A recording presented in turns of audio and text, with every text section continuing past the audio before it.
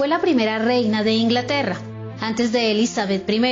Recibió el triste apodo de María la Sanguinaria por la persecución generalizada en contra de los protestantes durante su reinado. Lideró un fracasado y penoso intento de restaurar el catolicismo romano en Inglaterra, que la convirtió en una figura poco apreciada entre su pueblo. Bienvenidos a este resumen de la vida de María I de Inglaterra.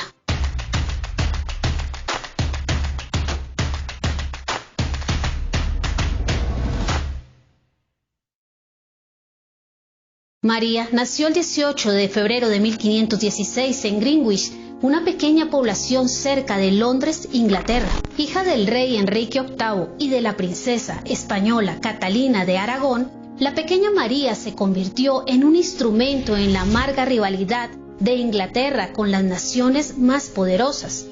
Al ser considerada, propuesta y desechada para ser la esposa de este o aquel potentado deseado como aliado de Inglaterra.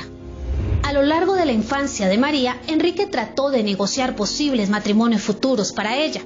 Negoció con el heredero al trono francés. También se acordó un matrimonio con Carlos V, el emperador del Sacro Imperio Romano y primo de María por su línea materna. Luego se retomó la negociación con los franceses. Finalmente, se trabajó en la posibilidad de una unión con el heredero al trono escocés. Sin embargo, ninguna de estas posibilidades de matrimonio para una alianza avanzaban satisfactoriamente. Ya en la década de 1520, Enrique había planeado divorciarse de Catalina, la madre de María, para casarse con Ana Bolena, alegando que, dado que Catalina había sido la esposa de su hermano fallecido, su unión con Enrique era incestuosa. Pero, como es sabido, el Papa se negó a reconocer el derecho de Enrique a divorciarse, incluso después de que el divorcio se legalizara en Inglaterra. Como consecuencia, en 1534, Enrique VIII rompió con Roma, estableció la Iglesia de Inglaterra y como consecuencia María pasó a ser una hija ilegítima. Ana, la nueva reina, dio al rey una hija llamada Elizabeth. En una desdichada espiral de acontecimientos, a María se le prohibió el acceso a sus padres, se le despojó de su título de princesa y se le obligó a actuar como la dama de honor de la pequeña Elizabeth. Pero María demostró que tenía el coraje de su madre y toda la terquedad de su padre, por lo que no quería admitir la ilegitimidad de su nacimiento, lo cual la convertía en una persona incómoda para su padre y para Ana Bolena. Después de un conflicto con Enrique, el rey se ofreció a restaurar a María si ella lo reconocía como cabeza de la Iglesia de Inglaterra y admitía la ilegalidad incestuosa de su matrimonio con su madre. Ella se negó a hacerlo hasta que su primo, el emperador Carlos V, la persuadió para que se rindiera, una acción que lamentaría profundamente. Enrique se reconcilió con ella y le dio un hogar acorde con su posición, y nuevamente se hicieron planes para su compromiso. También se convirtió en madrina del príncipe Eduardo, hijo de Enrique con Jane Seymour, la tercera esposa del rey. De la noche a la mañana, María era la princesa europea más importante. Aunque sencilla, era una figura popular, con grandes habilidades artísticas y una gran capacidad lingüística. A pesar de esto, pretendiente tras pretendiente le propusieron una unión sin que nunca se diera ningún trato matrimonial. Sin embargo, cuando Enrique se casó con Catalina Howard, a María se le concedió permiso para volver a la corte, y en 1544, aunque en los entornos reales todavía se consideraba ilegítima, se le otorgó la sucesión al trono después del príncipe Eduardo y cualquier otro hijo legítimo que pudiera haber nacido de Enrique. Eduardo VI sucedió a su padre en 1547 y, influido por el fervor religioso y los consejeros entusiastas, hizo que el inglés en lugar del latín fuera obligatorio para los servicios religiosos. En cambio, María, fiel al trasfondo católico de su madre española, continuó celebrando misa a la forma antigua en su capilla privada. Pero las cosas giraron a favor de la joven María en 1553, cuando su hermano, el rey Eduardo VI, murió prematuramente. Tratando de resguardar su vida, María huyó a Norfolk, ya que Lady Jane Grey había tomado el trono y fue reconocida como reina por unos días. Sin embargo, la gran mayoría de los ingleses consideraba a María la gobernante legítima. y en poco tiempo hizo una entrada triunfal en Londres para su coronación. Pero lamentablemente el entusiasmo de la coronación y del apoyo popular que recibió cegó su prudencia. María anhelaba traer a su gente de regreso a la Iglesia de Roma y desechar el protestantismo impulsado por su hermano Eduardo.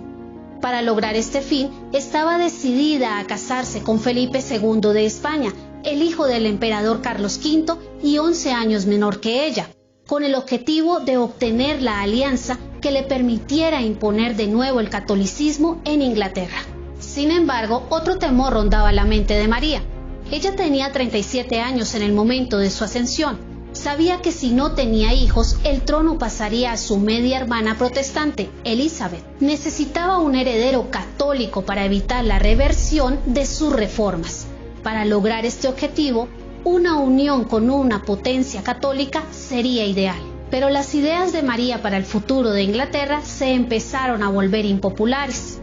Por ejemplo, Felipe era español y por lo tanto generaba mucha desconfianza. Por otro lado, muchos en Inglaterra ahora tenían un interés personal en la prosperidad del protestantismo después de haber recibido tierras y dinero de la Iglesia cuando Enrique disolvió las riquezas de la Iglesia de Roma y las distribuyó entre los nobles. El Parlamento también se empezaba a mostrar en desacuerdo con María, ya que la reina nunca estuvo dispuesta a escuchar consejos sobre la idea de que una alianza con España no sería provechosa. Como consecuencia, cuando en 1554 se hizo evidente que María se casaría con Felipe, estalló una insurrección protestante bajo el liderazgo de Sir Thomas Wyatt. Alarmada por el rápido avance de Wyatt hacia Londres, María pronunció un magnífico discurso que conmovió a miles de ciudadanos a luchar por ella. Wyatt fue derrotado y ejecutado, y María se casó con Felipe. Restauró el credo católico y revivió las leyes contra la herejía. A partir de entonces se desató el caos. Durante 3 años los cuerpos de quienes se oponían a la reina colgaron de las horcas y los protestantes fueron ejecutados implacablemente. Unos 300 fueron quemados en la hoguera. Por esta razón, a la reina se le impuso el apodo de María la Sanguinaria. Para la reina, la quema de protestantes no era una política sino un deber. En consecuencia, ignoró todas las pruebas que indicaban que no estaban teniendo el efecto deseado. La reacción del pueblo a las primeras hogueras públicas no fue el esperado. En lugar de ser intimidados y retractarse, los condenados generalmente morían con valor. Debido a la impopularidad de las quemas, después de un tiempo las autoridades comenzaron a buscar otros medios de coerción, menos dramáticos como el encarcelamiento, las multas y el exilio. Durante el resto de su reinado, María continuó sus persecuciones, sin darse cuenta que estaban promoviendo cada vez más la simpatía por el protestantismo. Mientras se acercaba al final de su reinado, estaba claro que los ingleses tenían más probabilidades de simpatizar con las víctimas que de buscar su ejecución, especialmente si las víctimas seguían mostrándose valientes. Las casi 300 ejecuciones de María podrían haberse olvidado pronto si no hubiera sido por el escritor John Foxe. Foxe dejó memoria de los mártires del protestantismo inglés del periodo de María en su famosa obra El libro de los mártires. La vida personal de María tampoco iba bien. El matrimonio con el rey español no produjo hijos y Felipe, cansado de su esposa, pasó poco tiempo en Inglaterra y no proporcionó parte de su vasta red comercial del Nuevo Mundo a la corona británica. Mientras tanto, la alianza con España arrastró a Inglaterra a un conflicto militar con Francia y le costó el área de Calais, la última de las posesiones continentales europeas de Inglaterra. Sin hijos, enferma, afligida e impopular entre su pueblo, la reina se hundió cada vez más en la tristeza. María murió el 17 de noviembre de 1558 en el Palacio de St. James en Londres. Fue enterrada en la abadía de Westminster. Su media hermana la sucedió en el trono como Elizabeth I en 1559. Las esperanzas de María de una Inglaterra católica fueron enterradas con ella, ya que Elizabeth dirigiría a la nación por el rumbo definitivo del protestantismo. ¿Y tú qué piensas? ¿Qué decisiones crees que provocaron el desafortunado reinado de María en Inglaterra? ¿Por qué crees que la persecución de María contra los protestantes se tornó tan impopular? ¿De qué formas crees que un creyente puede demostrar valentía en medio de la persecución?